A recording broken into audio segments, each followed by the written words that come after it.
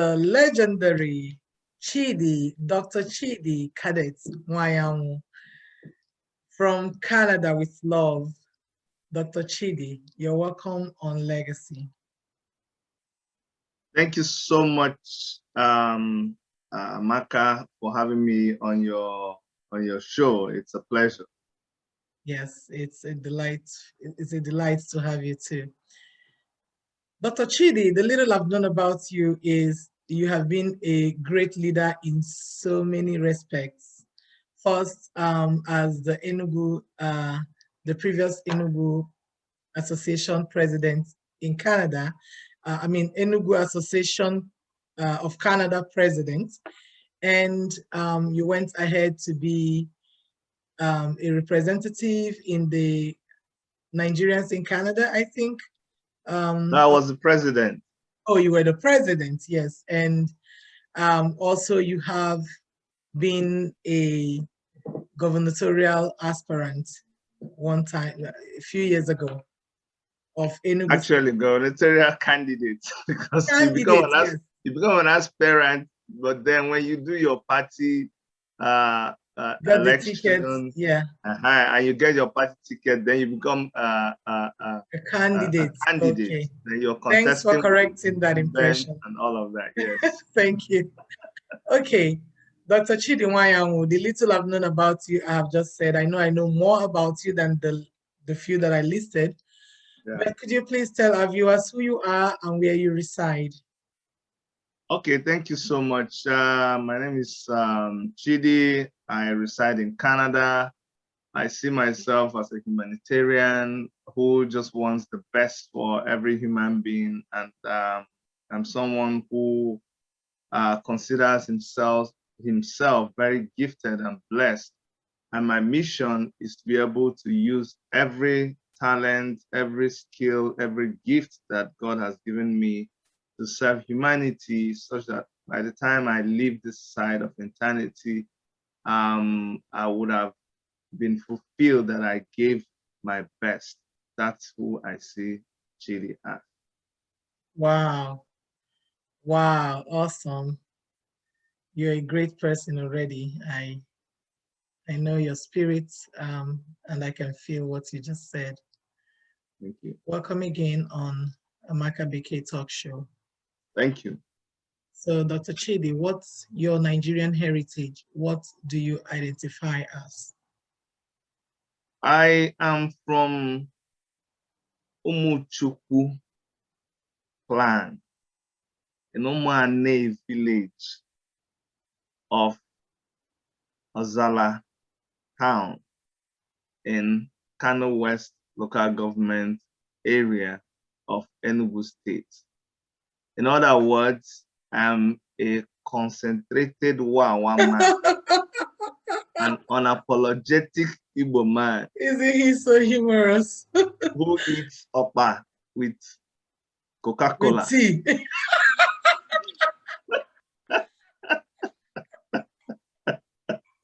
You're not alone. You're not alone, Chidi. I eat oppa with tea too.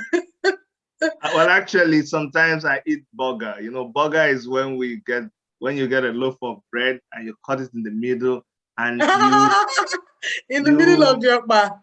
Oh my goodness. You do. I wish I knew an English word for describing what to do to the bread, but you yawa the bread, like you yawa it, and then you insert the akara. That was with agege bread. And then you compress it. It's oh my goodness, I feel sorry for that, Okma. Put it inside your mouth. You take a bite, wash it down with Coke, and that is just health. And the rest is history. Yes, that's my your tummy says yay. That's my heritage.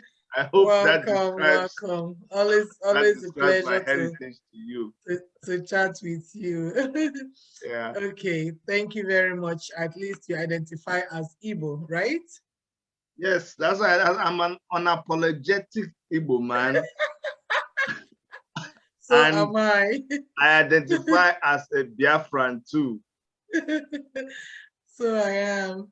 Okay, so how are you, Niger Best, a Nigeria original super eagle, true giant of Africa? Say that again. How are you, Niger Best, a Nigeria original super eagle, the true giant of Africa? Ah, wow, I think I'm all of those, though. So it's difficult for me. It's difficult for me to choose because I Well, identify. it's Niger Best just goes ahead to like describe how you're Niger Best by saying a Nigeria original, a super eagle, a true giant of Africa. So it's the same, all the same. Oh, well, okay. Okay, I identify with all of them. Yeah. So tell us how you are. Okay, so your question is, how am I Niger Niger Best. best? Okay, Yes. okay. You know, when you say Niger, you should have said Niger. Because Niger. there's a difference with Niger and Niger. You're the one that confused me when you say Niger. You know this. Okay, so now you're attacking my accent. No. See, me, I went to night school. So if it's when it's 7 p.m., that's the time I learned English. That's when I understand. But anything before then, Oh, it messes me goodness. up. So okay, so now since you're talking about my Niger, how I did Niger Best.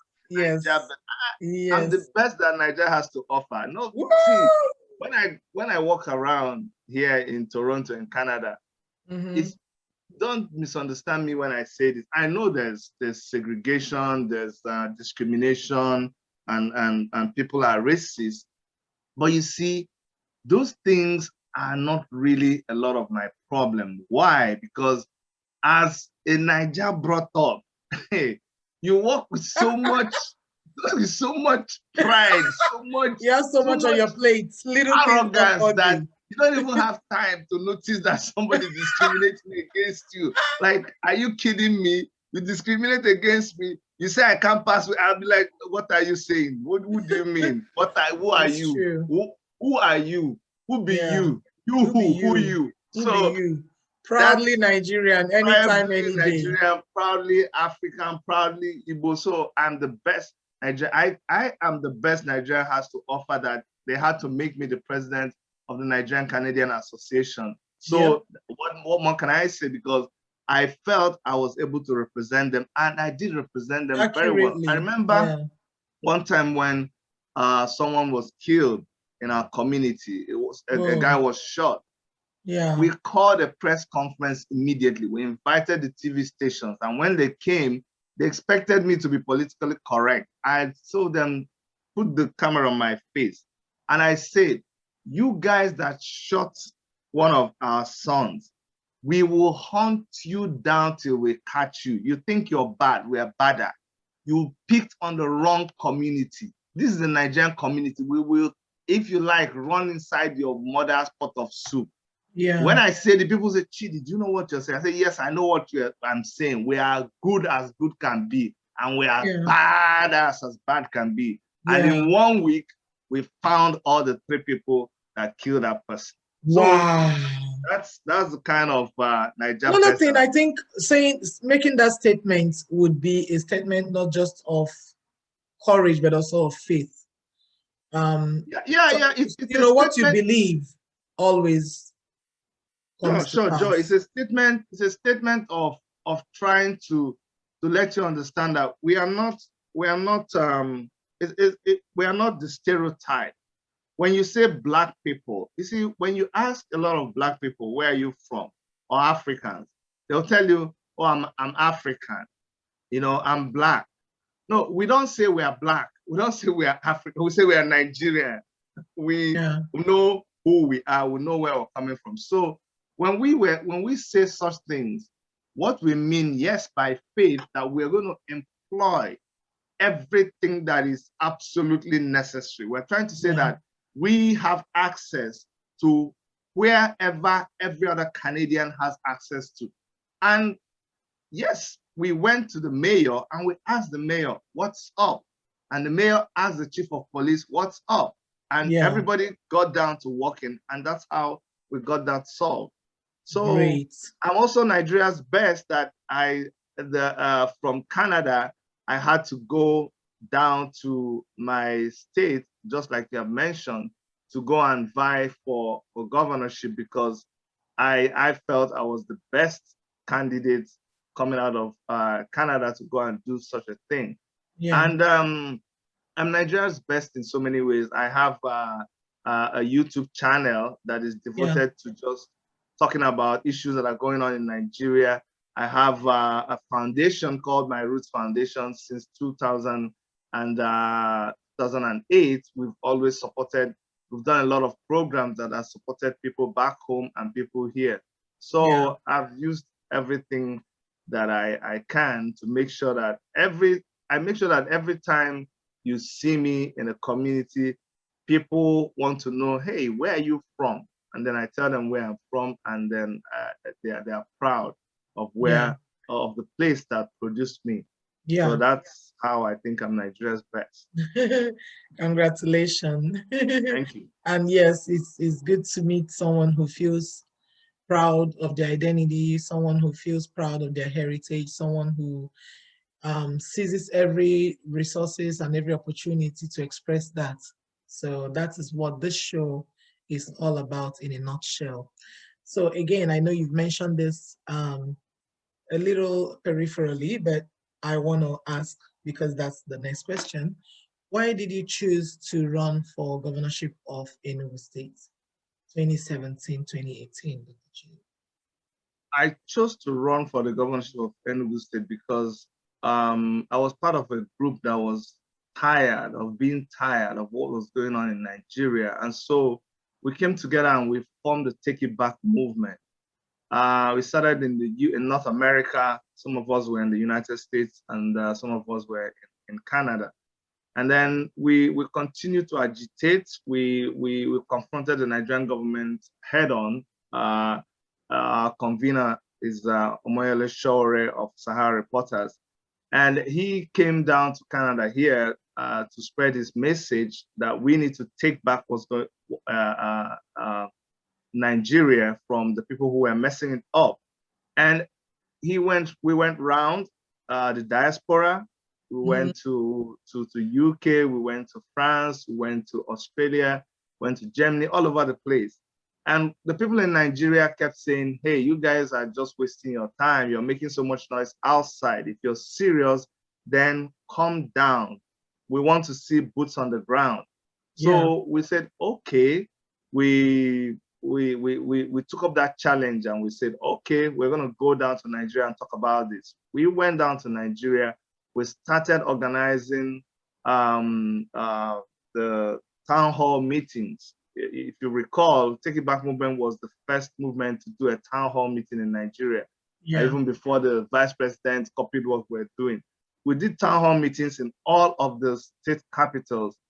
And then we noticed that in Nigeria, it was a time of politics. And if you were not part of the political party, nobody was listening to you. So there was need for us to form a political party. So we metamorphosized into the African Action Congress. We registered a political party.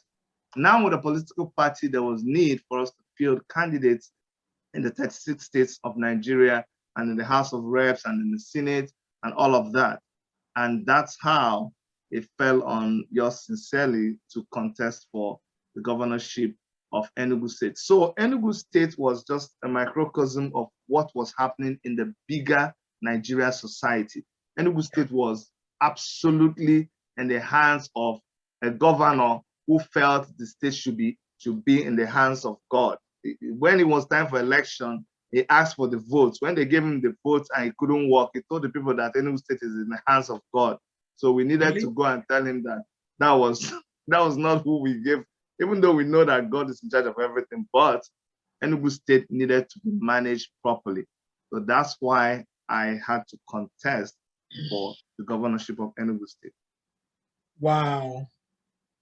Wow, congratulations. I know that's not a small feat. It's a great feat. No, it was not. It has also gone down in history. You may not be the governor today, but the door is not closed to you for tomorrow. So hopefully in the future we'll hear of you again and you will come back even stronger, applying all the lessons learned during the first experience. we First will, times, we yeah, will participate in the elections in Nigeria if Nigeria remains the same thing, because the way it's going, nobody's sure. yeah. But peradventure, there's an opportunity. I will only participate when there's an election, because what they have in Nigeria now is selection. And under that, no, we don't. We're not going to be part of any selection. When there's an Selection election, then we can process. compete. Yes, now it's a selection process. Oh my God, that is so funny and not funny, to be honest. Funny, not funny. Oh, yes. Okay, let's move along. So, Dr. Chidi, how have you embraced the Canadian culture, and how have you integrated the Canadian culture with your Nigerian cultural values? It hasn't been easy, because I thought by now I would have been able to speak, in a phonerized way, Phonetic. No, my wawa is so conk. Whenever I talk, my children have to correct me. Oh yeah. Whenever they're around me, they need to keep correcting me. So it hasn't been easy. But I mean, but on a serious note, I think I've come a long way. What I've discovered is this: you really don't have to change yourself. Yeah. Once you're blessed, you're blessed. Once you are endowed with skills, I tell people that all the education I had, except the ones I got after my master's degree, I didn't get them in Canada. I got them in Nigeria. So Nigeria was the place that trained me. Nigeria gave me the confidence. Nigeria gave me the skills that I have. I learned architecture in Nigeria. I became trained as a minister of the gospel in Nigeria. So I just came to Canada to use my skills. So why am I saying this? When we came to Canada, we came with the skills and we applied it. We used it to better the society of Canada. So it's not like we came here and we now learned all of those things.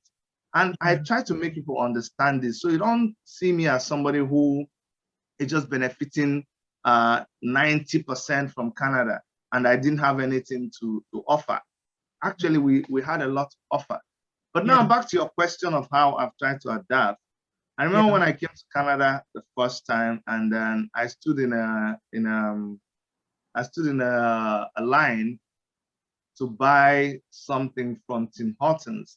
I wanted to buy one of the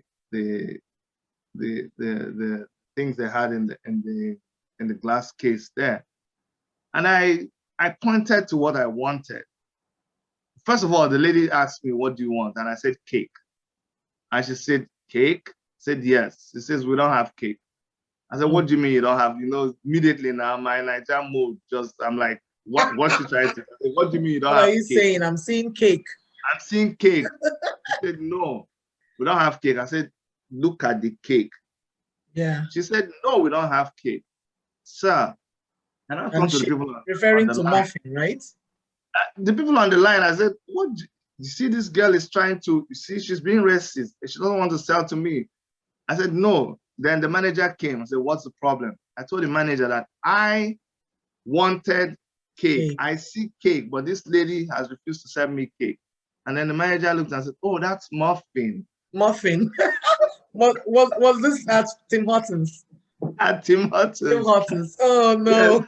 Yes. So that's me coming from Nigeria, where we call that thing cake, and it's cupcake is but here it's muffin. It has and specific a lot of names. those were my initial experiences, but you adapt as you go along. And I remember going to a meeting and everybody was asking, what are the ways people have shown you kindness? And I reported that imagine that I bought something and I was bringing it into my apartment, and the superintendent opened the lift and left it for only me to use, told other people to use the other lift. And that was so kind of me. I didn't know that it's a normal thing that you do to people when you're like, if you're when you have stuff, how you hold the lift so that it just goes only to your own level.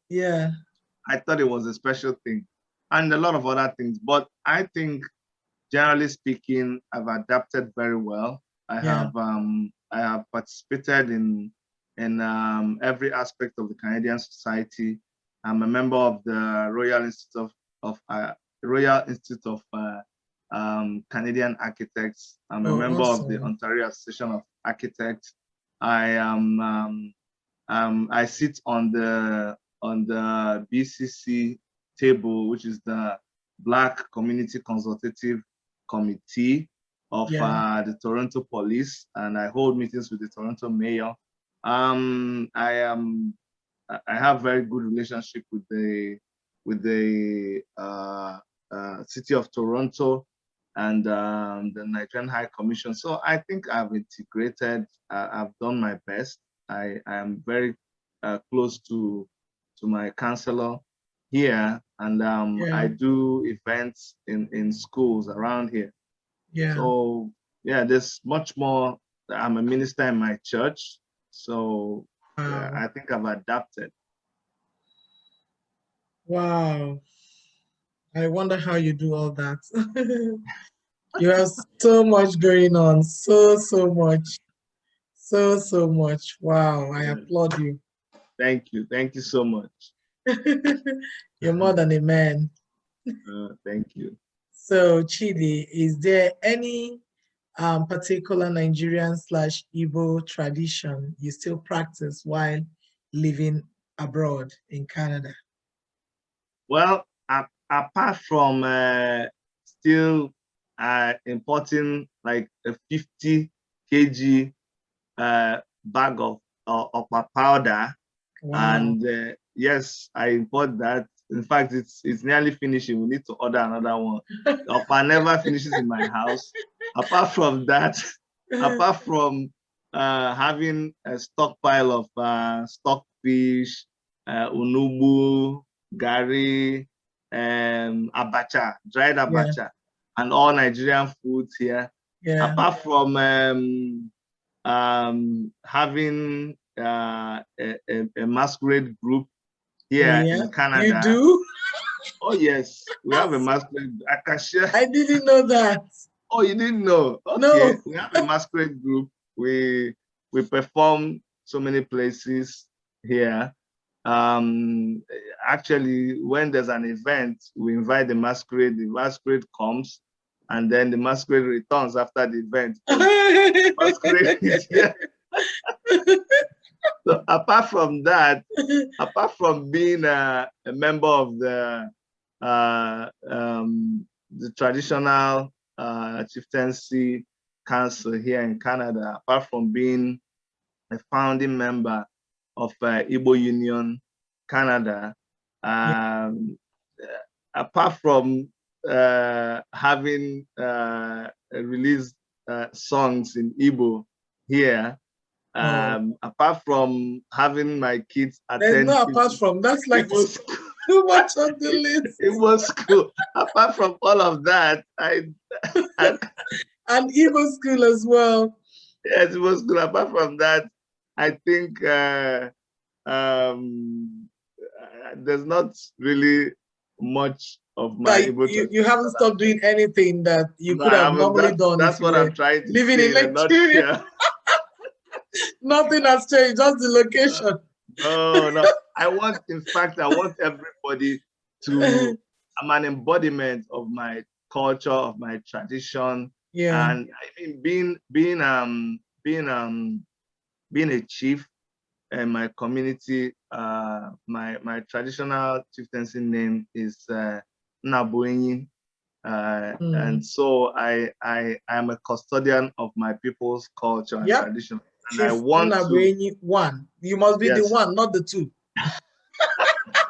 I haven't seen any two of any chieftaincy title. It's always the one. Oh my!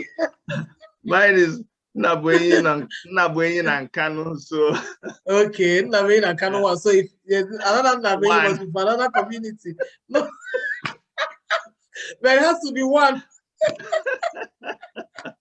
Anyways, Oh my. so And yeah, I don't want also people. forget, I need to Yeah, chip this in because this is praiseworthy and you deserve all the accolade. Dr. Chidi yeah, Nwanyanwu was first Enugu State President to bring us to our first Enugu Economic Summit, which took place, I think, in 2013, right? yeah, If I'm not sometime like that. mistaken. Yeah. And it was amazing. It was massive. We had delegates from the Enugu State government at the time Yes. come Yeah. all the way from Enugu. And we also had some delegates who came from other parts of the diaspora who came to Yeah. Sure. support Sure. us. And that was also when the women had their first traditional dance Yes. and Yes. Yes. outing. And it Yes. was also a time when we launched our first Enugu State magazine. So Yes. Dr. Chidi has done great job in our community, not just as Enugu State, but as Nigeria, as Igbos. And he still continues to do that. Thank you Yeah. very much for your blessing. You have been a Thank you, blessing. Joy. Thank you very much, Amaka. Thank you. You're welcome. Yes. So what is Chidi Nwanyanwu known for? What am I known for? What would you say you're known for? Of course, we know you have your hands and legs all over the place, but what are you known for? Looking in I the would. mind of those who know you. I think. I think people know Chidi as someone who has his hands and legs in all the places. He's an octopus. That's so. A That is practical and active octopus. so. That's exactly what I think people know me for. People know, The because dots that can never they be say ignored. they say what you say. They say, "How are you able to do all of these things?" I mean, people get and but I'm different things to different people. Yeah. There's no way you can live life without having critics, and I welcome a lot of criticisms. And Yeah. there's no way you can be active and not have people who don't like you. So I know there are people who don't like me. In the eyes of people who don't, oh People yes, don't like you. oh Shame on yes. them. If people don't like, no, if people don't like you, you're doing something wrong. Because Yeah. if you're doing something right, then the Yeah. people who like right things, and they're not gonna like you. Yeah. But let me tell you this. Show me somebody who is liked by Oh, everybody. I don't They think are not there's any. real. They're very crafty. It's like a man who is married to more than one wife. Yeah. You're married to 3 women, and all of them love you. You know, the only reason you love is that you go to each of them and you tell them that you're number one. You're number one. So in There's the eyes the of people, fakeness. all of them There's love the you. fakeness. That's true. How are you able to Yeah. do this? If you Yeah. ever tell them the truth that no, you are the one I love, I don't love this one, then there'll be trouble now. That's So, true. but you see, You have to be corny to be loved by all. Exactly. In the eyes of people who don't like me, they think that I do too much. I remember actually when I was And maybe you do. when I was How about president that? of Enugu State Association, I didn't steal the money. I didn't do anything wrong. I kept asking what was the problem, and somebody was bold enough to say, "Chidi, you're too fast. You're too fast. Oh, We're no. afraid that one day you sell Enugu State." Oh, yeah. Because of Right. I think I'm a step ahead of the where plan, I the am. dream, the goal. Exactly. Yes. But because I think I recognize that there's so much to be done, and Yeah. the time you have to do it is so short. And Yeah. nobody has promised you tomorrow. So Yeah. I work like today is the only day that I have. That you have. You know, right now. I Yeah. don't know what's gonna happen after this interview. So Yeah. that's why I'm talking a lot. I'm saying so many things because this is the opportunity I have. So I just have to do it. Yeah. But in the eyes of people who love me and appreciate me, and by the way, they're more than the ones who don't love me, they see me as somebody who is passionate about what I do, somebody who is compassionate, somebody who is willing to help at the drop of the hat. To break break their back and bend forward and backward and exactly. I'm willing to go an extra mile to help people. To go the mile that others wouldn't. because let me tell you something. I have been loved in this life. I have been loved in this life. I have experienced what it means to love. Yeah. And right from my mother, and then from my wife, from colleagues, from associates. So because I've experienced it, I know what it means to have that from people. So that's why it's easy for me to give it, to share and to give and to give and give, because I've received and I continue to receive. Because at the end of the day, love does better than what hate would do. So better to be remembered for your good than for your evil, even to those who may not appreciate it because they are secretly in competition with you and always arguing with themselves who you are, and they're not, and they want to slow you down or block your shine or dim your light or whatever. It's all in their head, It's not possible. How can you, to dim my light, you have to dim the sun. you have to cover the sun before you can dim light. It's not possible. How can you do that? You can't give no one that power. No, not no, yet. No. Not See, anytime soon. And that's the thing. And this is for people who you waste your time trying to bring somebody down. While you could have been using that time to build your own self. Because I don't think about you. You would have to be, I don't know the kind of person that you are, that I'll have to give you a parking space in a parking lot in my head is so expensive. So for me to park you there and think about, no. I park, there are people that I park in my head.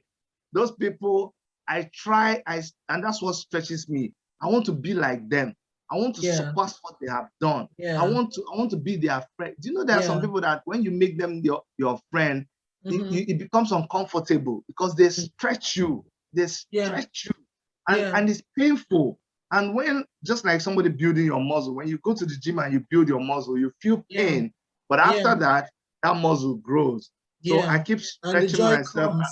Yes, I keep lifting the bar to try to get to the level that some people, I don't envy them. I just want to get to where they got to. Yeah, they are your inspiration. They inspire you. Yeah. Exactly. Yeah. That's awesome. Let me give you an example. Let me give you an example, Joy. Like, for instance, there are sometimes I don't feel like doing I have a YouTube channel, you know that. Yeah. Sometimes I don't feel like doing anything. But then I think about other YouTubers in Nigeria. They don't have lights. They don't have internet. It's expensive for them to buy lights, meaning electricity. Yeah. Yeah, electricity, yes. But these guys still do content and post it on YouTube. Me, that I live where I have 24 hours electricity, I have data. Reality of life. All of that. Yeah. So I feel lazy. You have nothing to complain about. And that pushes me to go and do a content and post it on my channel. That's the kind of thing that drives me. Yeah. When you see people who have the insufficiency of resources, doing it without giving up, and you who has sufficiency of the resources, you don't have any excuse at all. You have no reason. Yeah, you have no. I mean, sometimes I personally, I might feel tired. I want to go to sleep. I have a long day coming the next day and everything, and then I remember that there is something that needs to be done, and I ask myself, is sleeping better for me than completing what needs to be done? And then I get up and I go complete it, because I know a day will come when I will have all the time to have that sleep, and I will take it. But for now, it's time to work. You know. Do you know what I said to that? Yeah. And some people cringe when I say it. When they say, Chidi, do you even sleep? I tell them, why should I bother about sleeping when I have 1 million years to sleep in my grave? Yeah, right? Oh, they find it cringy. I don't find it cringy. That's a fact. When I die, I'll sleep for as long that's as a fact. I mean, I haven't heard anyone put it that wonderfully. Like you, that is a great way to articulate it, and I'll keep that in mind for next time.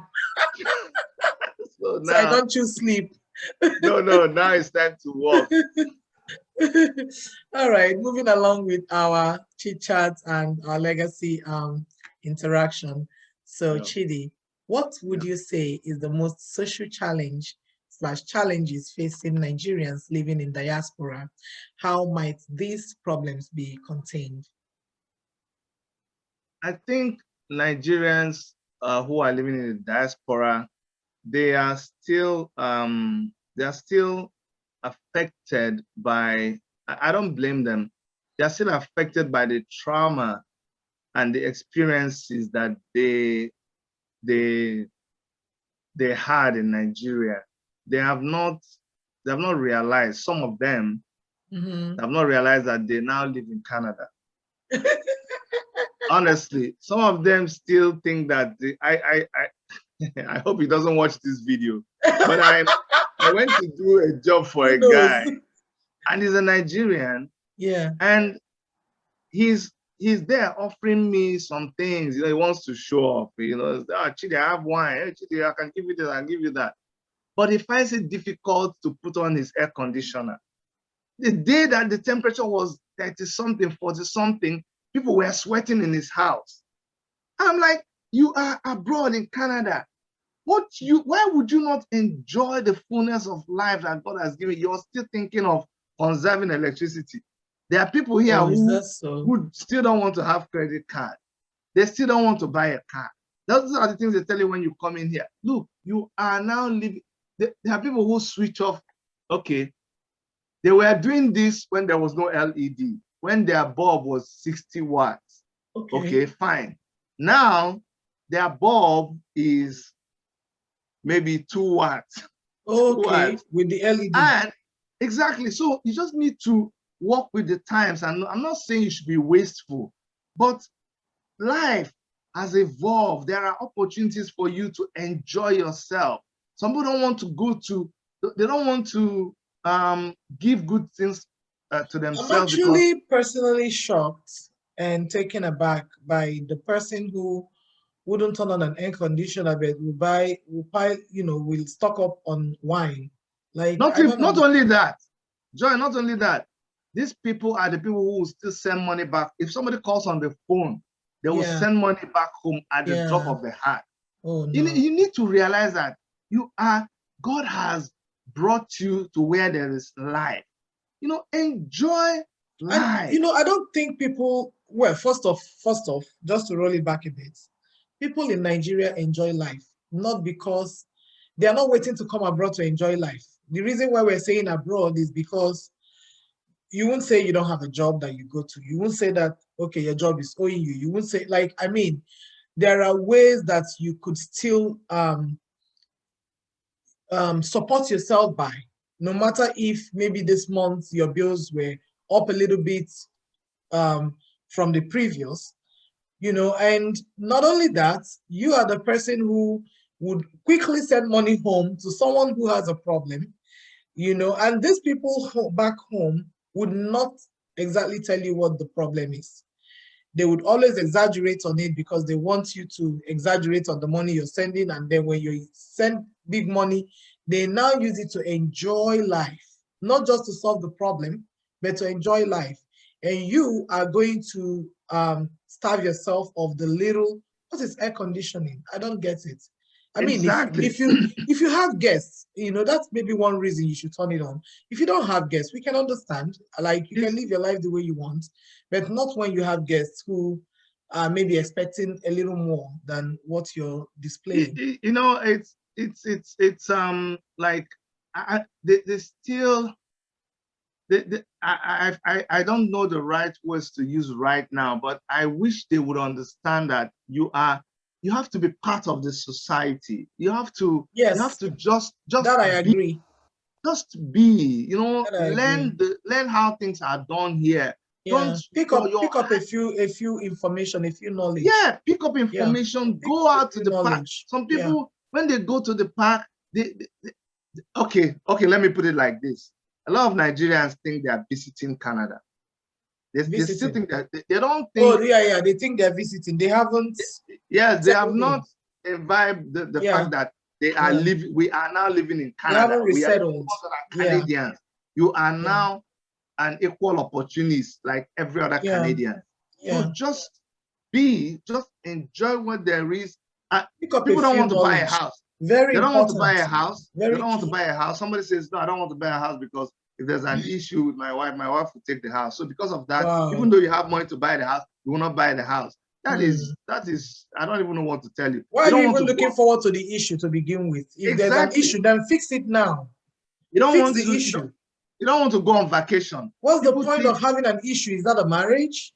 people work extra hours to make extra money, but you won't go on vacation. Why? Because you want to work extra hours. So now you've made the money now. So why can't you go on vacation?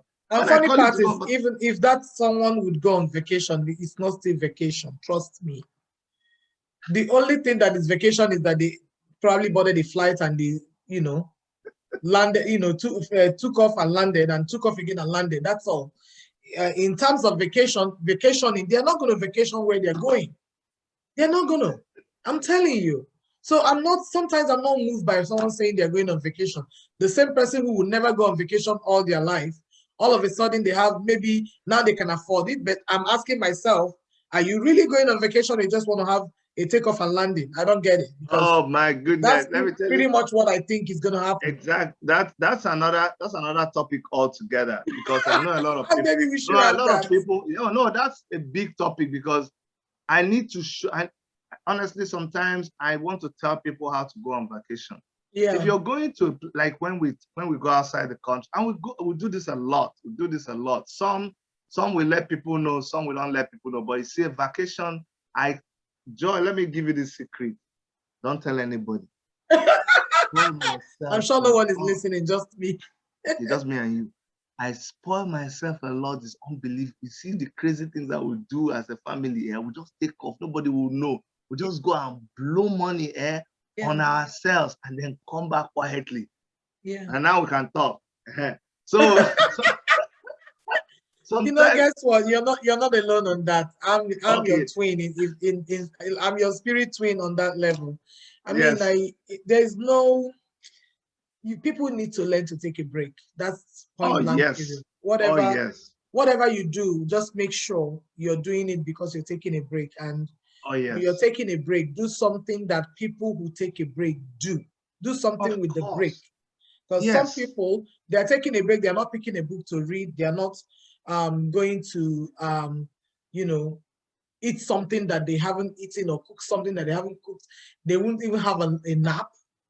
They won't have a nap. They won't have a beauty appointment, like get their hair done, nails done, massage, whatever. They don't do nothing.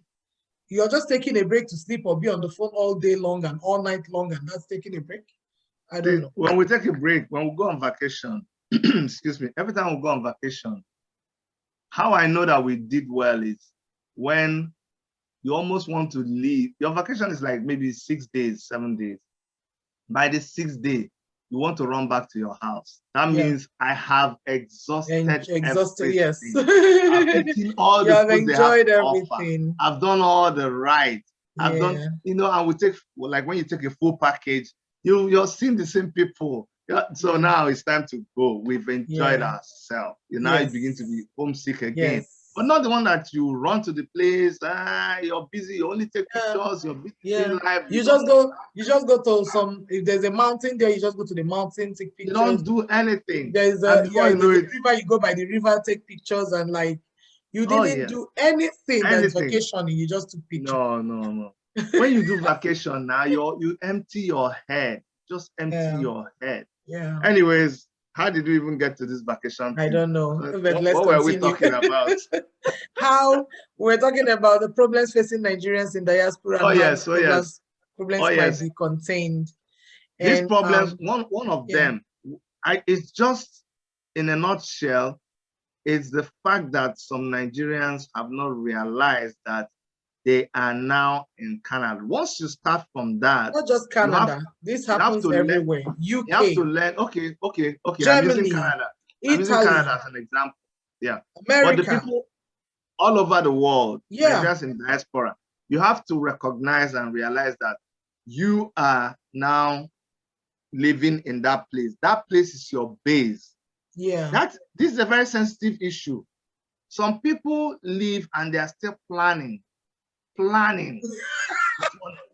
planning. Planning to leave, to settle in. You're still planning when to. You're still planning when. No, leave right now. Yeah. And another thing is, just like when you left village and you went to school when you were in Nigeria, and some of us after your youth service, you didn't come back to the village. You went to somewhere else. You were looking for a job in a bigger city. Some of us ended up in Lagos. Some of us ended up in Abuja, Port Harcourt. All of that became that's our the base. route. That became you take our it base. up to the east, to the west, or to the south, or to the north. To the north. Yeah. Exactly. After that time, I didn't ever hear any of my mates planning how to go and settle back in the village. No. That place was your base. Yeah. You built house in the village. Yes, you sent money to the village. You participated it's in for the visiting village. now, no longer for staying. Yeah, you had your base because that is where your generation was. Yeah. We now continued, and some of us were lucky to now travel abroad. Yeah. Just like you left your village and ended up in Lagos, now you are in the abroad. Now that you are in the abroad, please make that place your base so that stop being in the abroad and you're goodness, Chidi, don't kill me. You're making your village your base. Now that you're in the abroad. Now that you're in the abroad, please get house in the abroad. Invest. Expression. Your children are not planning to go back to your village. Please make sure that you make life comfortable. That is so funny. This is where life has brought you to. Please. Because what happens is people turn around. Have you noticed the worst that hits our communities? Because people refuse to recognize and live like where they found themselves. When they die, the whole community is put in disarray. You have to start contributing money. You realize that this person didn't have, and you're like, wow, how could you have been here? You didn't you didn't even enjoy the time. You also didn't save up money for your own funeral. Like, you didn't do insurance. You didn't write a will. Oh, you have to write your will, do insurance, people. Right, Chidi, we should have a talk on this subject. Yeah. So why is it that every time there's a death in our community, we're in trouble? Every time there's a death, we're in trouble. Because the people have not lived their lives like, I mean, this is a place where everything, the government gives you money. There is no bottom, like you don't fall to the especially if you have a job. You know, if you don't have a job, you might be struggling with the bottom level. But once you have a job, you can rise. You can rise.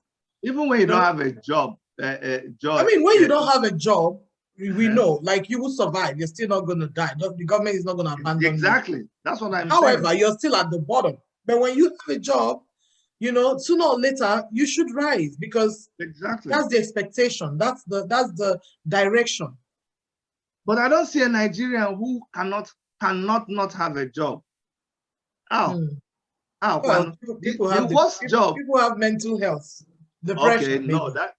That's another thing. Yeah. I'm talking about somebody who is able-bodied and doesn't have any issue. Get a job and able to do a job. Of course, if you are able to do a job, I don't think that I've seen somebody who is mentally okay, physically okay, and not able to get a job. And they tell you they don't have a job. Then there's a problem there. Yeah, no. I mean, you so can anyway, be picky. In a nutshell, you can be picky, but yeah. Sorry. So in a nutshell, how to fix the problem without going to individual issues is for you to just start living life of the place where you find yourself. In living life of the place you find yourself, you find solution to every problem that you have abroad. That's true. I'm telling you. Because just by way of explaining what I mean, excuse me, you just talked about a job. When you live the life of where you are, even if you didn't have a job, you will learn that you can retrain, you can take up a new skill, you can, and the government can support you. So what is that problem that you have? Even if it is a criminal thing, there's legal aid, even if it's immigration, avail yourself of all those things. Don't run away from your community. belong to, so it's difficult, but you have to belong with your community. Don't run away from them, because somebody might know a solution to your problem. Oh, someone yes. might even be sitting by the door to that solution. And if you're not part of the community, how are you then going to like communicate and get the help and get the links? And you know, I find largely that Nigerians are the only, or I wouldn't say the only, but the one culture slash community that don't live in the same environment. We have, for instance, we have Italian neighborhood here in Canada. We have Russian neighborhood in Canada. We have Greece neighborhood in Canada. Is it Greece or Greek? Greek neighborhood. Greek neighborhood in Canada. And the other day I drove by it, and I can't tell you how amazed that feels. You know, like go to from downtown. Yeah, I forgot the name of what it's called. Danforth, yes. Danforth, yes. You know, initially I thought that Danforth was a street.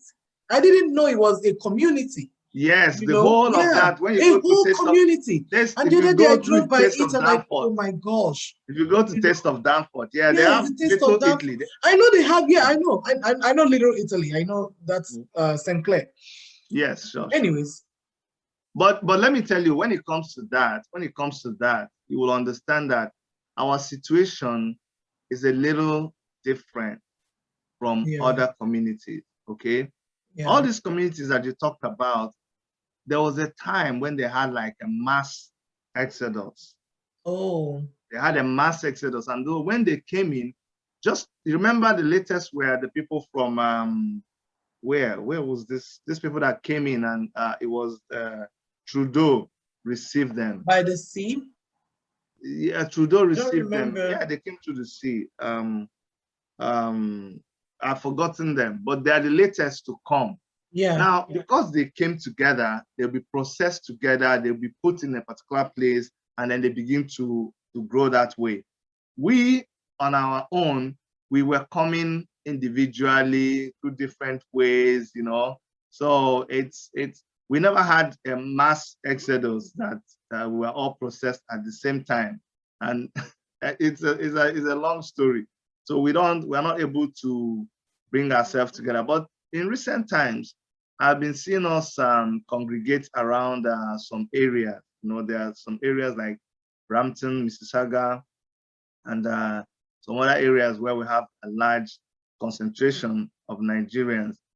But we are still able to do a lot of things together, even when we don't live in the same area. I'm hoping that in future. But I hope to someday in the future see where we tag Nigerian neighborhood, you know, Nigerian community, and you know, be able to probably maybe when we get Biafra, we'll have a Biafra community, because the way Nigeria is going now, it doesn't make it easy. You see, what happens back home affects what how goes people live outside. Yes, so until the problem in Nigeria is fixed, I think this will continue. So sadly, we hope. Very sad. Fingers crossed. Yeah, sure. So thank you very much for your participation, Dr. Chidi. So Chidi, what major lesson has life taught you, and how is this lesson, or rather learned lesson, expressed? Life has taught me that there is you see, I'm somebody who I learn every day. Even as I'm talking with you, I'm learning. From this program, I've learned, and I will keep applying. Life has, let me put it this way. Life has taught me that there are lessons to be learned every single day of your life. So because of that, I open my ears, I open my eyes, I open everything, and I learn. Life has taught me that I can never stop learning, and that I can learn from everybody. The person there are people who I am bigger than them. I am richer than them. I am wiser. I am more intelligent than them. I'm not. You don't shut them out because I'm not of sure that. about it. It's the fact about life. it has also taught me that there are people more intelligent than me. There are people richer than me. There are people better than me. Yep. So because of that, I find myself in the middle. So I am able to impact people that are below me in the scale of things. And I am humble enough to learn from people who are above me in the scale of things. So because of that, I don't go about life like I have arrived or I have made it. There's always room to become. There's room to learn more. There's room to achieve. So that's how I live my life. And also and some people don't, that's why people think I do too much. I think time is very short. Yes. I think I don't have all limited. The time. Yes, I think I don't have all the time in the world. So because there's a short time to do what I have to do, I do the much I can in a 24 hours time. But what I do that people don't also understand is I try to compartmentalize things that I do. People may come on my channel. I did a video yesterday night. I schedule it to come by 10 a.m. There's another post at 11. There's something else at 12. So when they see you the whole day, and then they say, does this guy even work at all? Meanwhile, by 7 a.m. that morning, I've already left to site. The video you're watching is maybe it's not a live video, or maybe I schedule a live video. Sometimes I do it from my car. So I'm able to do all of these things. They don't clash. Yes. They don't clash. I am able to, and probably because that's organizational skills. Exactly. Probably because I am a very smart man, and I married a very, very wonderful. And Dr. Chidi's wife is a doctor as well, just as her husband is, and she's also an architect. So the both of them are like two peas in a pod. Yes. You should be siblings, like twins. That is why. That's the one reason I'm able to do. And she's the reason why you're successful. She's the reason why you're able to do what you're doing and not fall apart. If not for her holding the base, you wouldn't be able to. You mentioned a very important thing. I'm able to do all of those things that I mentioned, even without her. But she's the reason why. You have not fallen apart. It's not me. The reason I'm able to do it and not fall apart. Yes. Because you have octopus, you could have fallen apart. Oh my goodness, I would have scattered. I would have scattered, you know. I would have. Oh wow. You know, there are times when you think you have the right reaction. Maybe somebody got me angry and I typed something and I'm about to send it and I said, baby, look at what this person said, and look at what I'm about. And she looks at it and says, oh my God, don't send it. I'm like, why? And I pull back. If I go back and I read that thing, I'll be like, oh my goodness, thank God I didn't send it, because that would have messed things up further. You see, it's what I'm picking from this actually is the great thing about it is that you trust her judgment and you respect her opinion. So if you didn't respect her opinion nor trust her judgment, you probably wouldn't even call her to proofread what you're about to send and, you know, approve of it. And that just says how much two of you work together. Sure, Amaka. The reason I respect her judgment is because it's been tried and tested. Yeah. Okay. Because there's been times when you didn't respect the judgment and you judge your own judgment. And it came back backfired. I went it back. You learned the hard way. You learned the very hard way. So when you see the next time, you're like, boy. Oh boy. A little bird will whisper to you, boy. Remember the last time. You know, they say a wise man always finds a way. Oh yes. Meaning to fix the things that are broken. Male pride is always there. So you just that's the first thing you have to deal with. Fix. And that's the problem most men have. And it helps when your wife become minimal. when you're driving without GPS or your wife tells you to put the GPS now. What do you mean? I It's know not the where I go all the place time. You mean I you can't get use lost. the GPS? You mean I need the GPS? Please don't insult me. Then when you're lost, You you don't don't know how to realize what the GPS was meant for. and your wife is sitting there, she's not talking. Then you finally say, maybe we should use the GPS. I told you. So it's that point where you know you have to. I hate to say it, but I told you so. Yeah, exactly.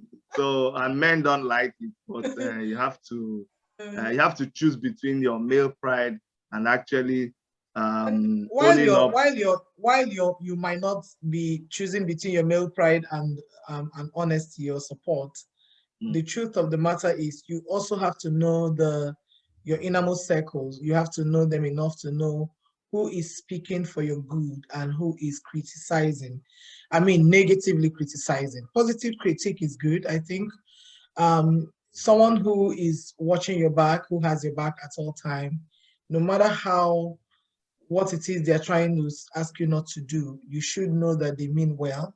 And they're looking at it from the perspective that you may not have yet considered, and at the end of the day, the fall is for both of you. If that's something explodes and comes back crashing you down, she also goes down. It's not like the fall is your fault. It's both of your faults. It's not just you, right? So you have to know who is giving you a reasonable advice and try to consider that, because they're looking at a bigger picture that you may not have considered due to your maybe spontaneity. Okay, so Chidi, what I learned from the street, fill the blank. What I learned from the street is dash. What I learned from the street is that you have to keep learning from the street and never give up. The street is the jungle. Oh my goodness. That, you see, nothing is like the street. To be streetwise, don't ever give up your street wisdom. Is that your street credibility? Yes, that's the thing that makes you look at something. It's a kai boy, and wow, I'm a badass. Oh boy, no, that kind of thing. That's streetwise. Nothing, you don't learn it in school. No. You don't learn it anywhere else. It's on the street. No. So you have to always go back there. You have to go back there and pull it back, pull it out. Yep. When you pull it out, it works all the time. So it does. What I learned from the streets is that you have to keep learning from the street. Don't ever give up learning from the street. No, don't ever, because the knowledge changes. It switches. Look, the street is, what are you saying? See, even with technology, the big technology is pretty much the street. Of course, the big tech companies. That's the street that is busting everyone's ass right now. Of course, the big tech companies, they come out with programs, come out with software. We go into the street as a boy, what's up? I say, all right, come. They came with this, but we figured it out, and then you're now dated. And then you need to relearn. The big tech companies, they now come back into the street to know how their inventions are doing, and they come there and they improve. Of course. Yes. Why do you think they set up all the chat groups where you can go and discuss your problems? Even their biggest inventors, they come there to discuss those issues. So it's in the street that things happen. Yeah. So again, what I learned from my mother. Oh, what I learned from my mother is to be kind. Be kind to every human being. My mother is the kindest person that I've seen. My mother is so kind that she's also kind to people who are not kind to her. My mother believes that the best way she can pay you back for your unkindness is by being kind to you, so that you will see what you should have been that you were not to her. That's how I treat people. I think you got that from her. You might upset me, but I'm telling you, sometimes I forget. I forget that you upset me, and I begin to. I Which is forget. good. You have to remind me. I should look forward to upsetting you so you forget. No, Hopefully no, you no. I forget mine forget. too. No, honestly, Joy, I forget. I forget so easily. There are people that, let me just leave it there. I forget. And sometimes I forget in a bad way that when people begin to remind me, I'm like, I don't really remember, and they feel embarrassed. Oh, so you mean I'm not that important that you forgot? Well, I yeah, forget. of course. Because there's so much. If you're a negative energy, why would you be so important to occupy my space? No, I need no, to there's move. so much good. There's so much good to be done in life. Yeah, That, that you'll see, be my stuck on mother, something negative. at a point in our life, my parents were separated, and you will not believe that my mom never for one day told us things that our father did bad to her. It shocked me. I'm telling you the truth. There was I remember this episode. I'm just telling you this because you asked me about my mother. I remember Yeah, this episode that some men saw my mother. It was in Soka market at the at the Odoano. What do they call yeah. Odoano?